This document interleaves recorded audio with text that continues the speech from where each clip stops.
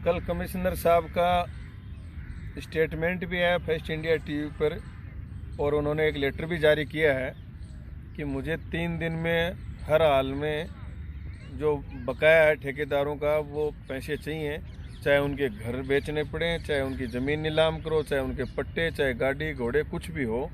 और उन्होंने उसमें एक धारा का उल्लेख भी किया, आबकारी एक्ट 1950 में 40 धारा 40 और 40A का उसमें उल्लेख करते हुए संपत्तियों को कुर्क करने का आदेश दिया है।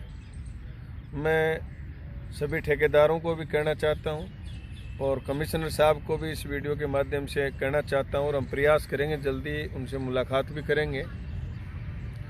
ये जो दादागिरी की भाषा में जिस तरीके से उन्होंने स्टेटमेंट दिया है, ये शायद जानते नहीं कि जो धाराएं आबकारी के लिए लागू होती हैं वो उससे अनुबंध करने वाले ठेकेदारों के लिए भी लागू होती हैं। ये कॉन्ट्रैक्ट जो ठेकेदारों और आबकारी विभाग के साथ जो हुआ, उस कॉन्ट्रैक्ट को ठेकेदारों ने नहीं तोड़ा, आबकारी विभाग ने तोड़ा।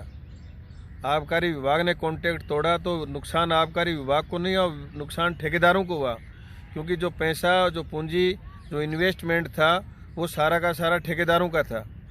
और आप जिस तरीके से ठेकेदारों को डरा धमका के और जिस तरीके से उनके घर पर पुलिस और ये भेज के जिस तरीके से आप उनको एक डिमोलाइज करने का जो प्रयास कर रहे हैं, वो कतई होगा नहीं।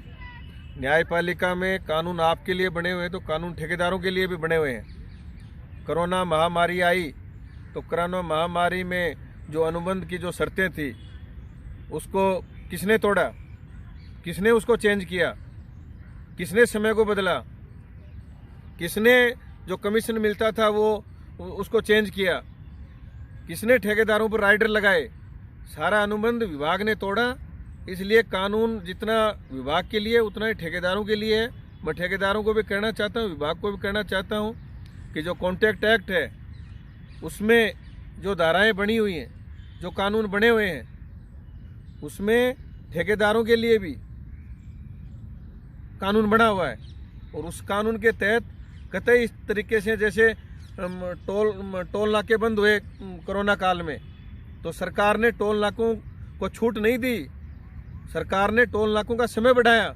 जब आपने हमारे 2-2, 3-3 महीने दुकानें बंद रखी तो आगे हमारा 3 महीने समय बढ़ाना चाहिए था, और वो भी ठेकेदारों के साथ सहमति करके दोबारा नया कॉन्ट्रैक्ट करना चाहिए था।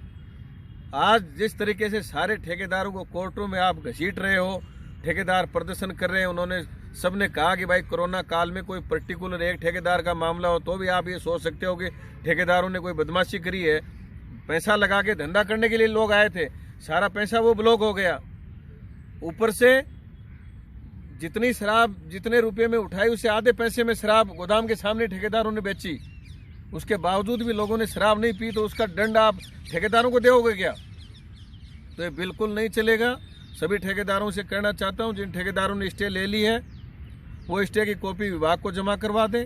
जिन्होंने स्टे नहीं ली है वो स्टे के लिए अप्लाई करा दें। किसी भी ठेकेदार को डरने की जरूरत नहीं है, घबराने की जरूरत नहीं है।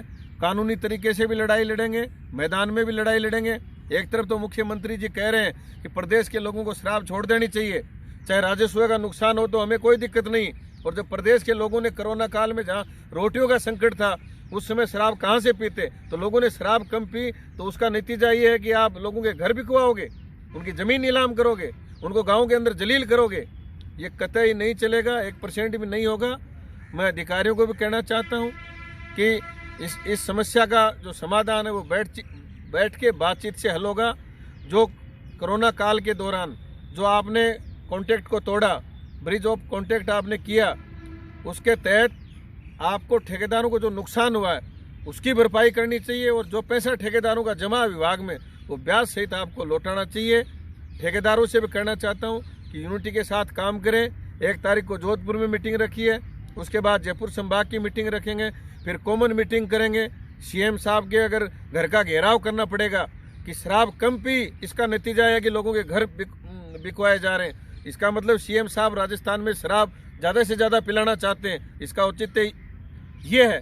इसलिए कमिश्नर साहब आपसे हमारा निवेदन है कि आप नए नए अभी इस विभाग में आए हो, पहले इस चीज़ को समझिए। पिछले 2 साल से 20-21 और 21-22 में सारे के सारे ठेकेदार बर्बाद हो गए। उनके पैसे विभाग में जमा पड़े हैं। उनको अब ज़्यादा परेशान मत करो, क्योंकि यही वो ठेकेदार हैं जो पिछले 15 साल से इस पॉलिसी को चला रहे हैं। और ये पॉलिसी सिर्फ शराब बेचने के लिए नहीं बनाई गई थी, ये बेरोजगारों को काम देने के लिए भी बनाई गई थी। आज वो सारे बेरोजगार आत्महत्या करने के कगार पर हैं। 2-3 इसमें सुसाइड कर चुके हैं। अभी कोर्ट के माध्यम से अगर राहत नहीं मिलती तो काफ़ी सुसाइड के केस बढ़ जाते। और आज भी वही दुकान चला रहे हैं, पहले भी वही दुकान चला रहे थे, उससे पहले वही दुकान चला रहे हैं। आज इस तरीके से अगर परेशान करोगे तो आगे की पॉलिसी भी प्रभावित होगी। और आगे वाली पॉलिसी के साथ भी आपने झांसे में दे के लोगों को 30% कम करके 20% कम करके पहले प्यार प्रेम से दुकानें छुटवाई, और आप आज अभी बियर की एक्साइज कम करके आपने दोबारा वही परसेंटेज शराब का बढ़ा दिया।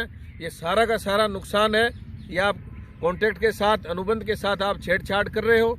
ये भी धारा 39 कॉन्ट्रैक्ट एक्ट की धारा 39 और 62 में आप इसके साथ छेड़छाड़ नहीं कर सकते। अगर आप छेड़छाड़ करते हो तो वो अनुबंध वहीं समाप्त हो जाता है।